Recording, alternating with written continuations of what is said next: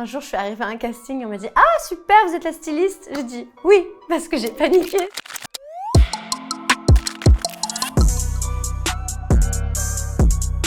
Bonjour Melty, c'est Anna Girardot et je vais vous parler de ma dalle.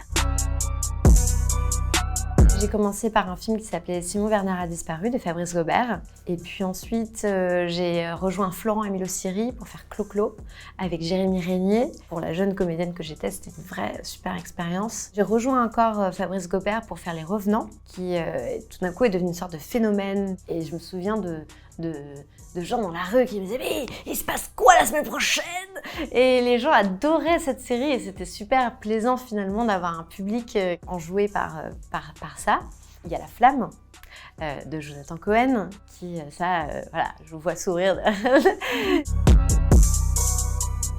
J'ai eu peur sur Ogre, j'ai eu peur pendant le tournage. On tournait dans le Morvan, qui est une forêt très dense, assez effrayante, dans une maison de campagne, qui était une ancienne école. Et donc, rien que ça, c'est une ancienne école, ça fait peur, on sent qu'il y a des fantômes de petits enfants qui traînent partout. Comment le monde des adultes croise l'imaginaire des enfants. On est toujours un enfant, donc l'imaginaire de l'enfant refait surgir en nous des peurs enfantines. J'étais vraiment pas une très bonne élève à l'école. Et un jour, j'ai découvert le cinéma. Quand j'étais petite, j'avais un caméscope. J'étais enfant unique jusqu'à mes 10 ans. Donc j'étais très seule, moi, mon chat et mes peluches. Et j'ai commencé à essayer de faire des montages et j'aimais bien ça. Et puis alors, je me mettais en scène. Je suis partie à New York prendre des cours de théâtre. Et c'est en rentrant que j'ai eu l'opportunité de commencer à en faire mon métier. Quand je suis sur un plateau, je pose plein de questions au réalisateur sur sa manière de réaliser. Je parle à la chef opératrice. Ça m'intéresse de comprendre le fonctionnement d'un plateau.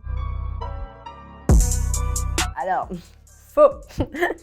Je joue dans un film avec Benicio del Toro et Andrea Di Stefano qui s'appelle Paradise Lost. J'ai une scène de fête, de mariage dans laquelle je suis, mais je ne m'adresse absolument pas à Benicio del Toro. Et j'ai dû littéralement lui dire Hello, how are you? Je ne sais pas s'il m'a répondu, mais voilà. Donc non, je n'ai pas donné la réplique à Benicio. C'est pas grave, un jour peut-être. Mon rêve peut-être ultime, ce serait de jouer une comédie avec Diane Keaton. Après ça, ouais, j'aurais réalisé vraiment un grand rêve. Un jour, je suis arrivée à un casting, on m'a dit « Ah, super, vous êtes la styliste ?» J'ai dit « Oui », parce que j'ai paniqué. Mais c'était génial, je me suis retrouvée chez Teen Vogue à New York avec un portant de vêtements et je devais faire des looks et je me suis dit « Mais en fait, c'est encore plus marrant qu'être mannequin ».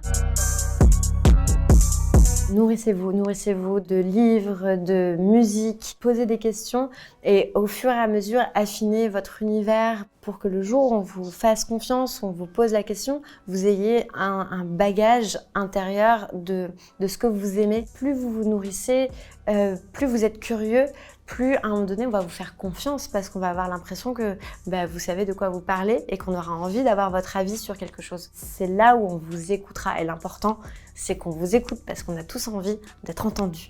Voilà. J'ai faim de projets, j'ai faim de réunir des gens autour de moi et faire des projets créatifs et de se faire plaisir.